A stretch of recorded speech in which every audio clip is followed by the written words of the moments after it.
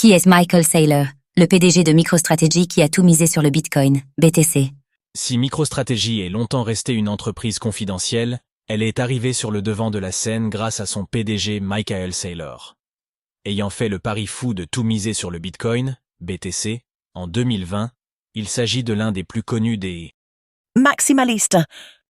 Retour sur le parcours d'un visionnaire qui est tombé dans la marmite des crypto-monnaies sur le tard.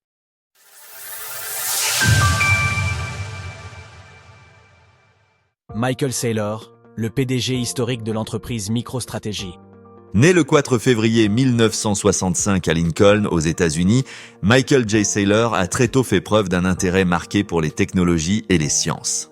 Il a étudié au Massachusetts Institute of Technology, MIT, avec 2 spécialisations, l'une en aérospatiale, l'autre en technologie de l'information.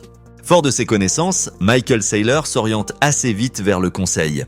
Il aide ses clients à gérer leur technologie et à optimiser leurs logiciels et systèmes.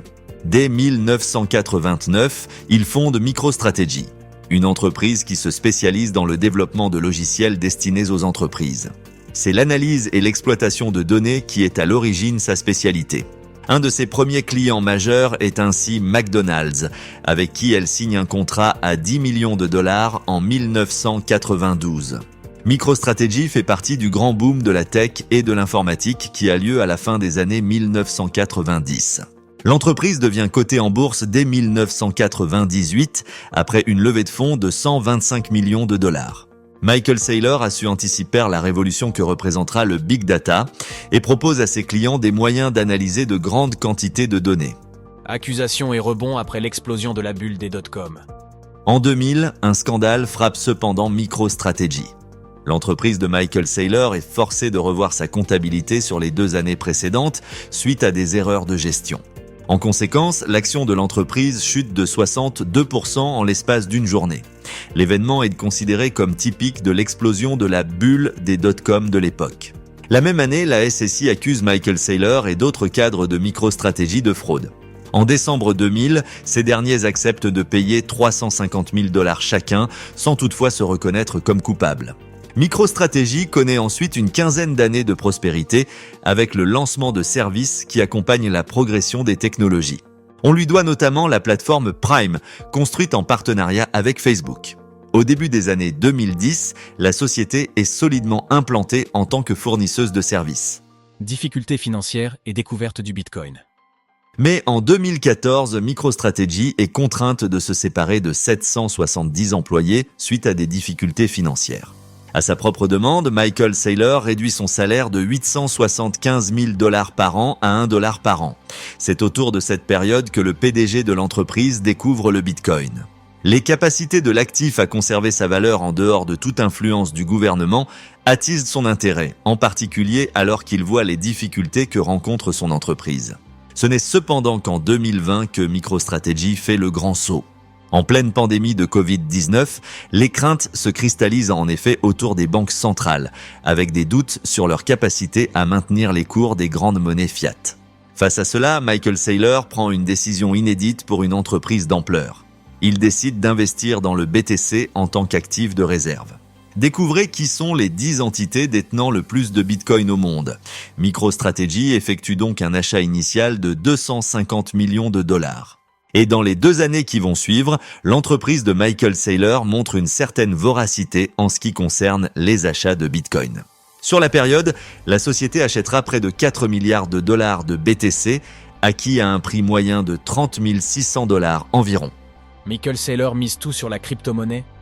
La stratégie de Michael Saylor fonctionne tellement bien qu'en 2022, il décide de quitter ses fonctions de PDG chez MicroStrategy, qu'il occupait depuis 1998. Il affirme alors vouloir se concentrer sur la stratégie Bitcoin de MicroStrategy. En tant que directeur exécutif, je vais être plus à même de me concentrer sur notre stratégie d'acquisition de Bitcoin et les autres initiatives liées à la promotion du Bitcoin. En 2022, le directeur technique de MicroStrategy, Feng affirmait que la société était en sécurité financière à partir du moment où le BTC se maintenait au-dessus de $21 000. En deçà, l'entreprise devrait commencer à vendre ses bitcoins. L'entreprise a ainsi vendu 704 BTC le 22 décembre 2022 pour 11,8 millions de dollars. Depuis, elle a continué à accumuler du bitcoin. À l'été 2024, MicroStrategy détenait 226 500 BTC. Cela correspond à une somme conséquente, 14 milliards de dollars au cours de l'époque. MicroStrategy, une entreprise dont l'activité principale est le bitcoin? Vendre n'est pas l'intention de Michael Saylor, qui est plus vocal que jamais en ce qui concerne les bienfaits du bitcoin. Au début de l'année 2024, il a vendu ses parts dans la société qu'il a créée afin d'acheter plus de BTC. Par ailleurs, il affirmait quelques mois plus tard que l'or allait se faire manger par le bitcoin. Pour aller plus loin, pourquoi compare-t-on le bitcoin à l'or ? Il en résulte que les actions de MicroStrategy sont devenues un moyen de se positionner indirectement sur le BTC pour les investisseurs institutionnels. Lorsque les ETF Bitcoin Spot n'existaient pas encore, les actions de MicroStrategy étaient en effet considérées comme un moyen de miser sur l'écosystème par le biais d'une entreprise dont le succès est très corrélé à la crypto-monnaie.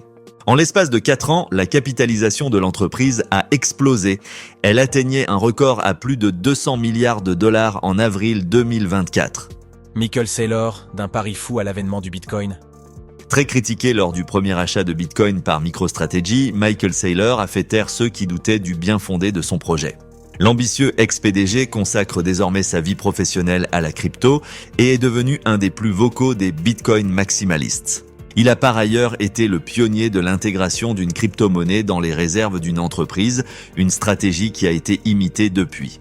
Découvrez les portraits des personnalités qui ont marqué l'écosystème crypto. Retrouvez toutes les actualités crypto sur le site cryptost.fr.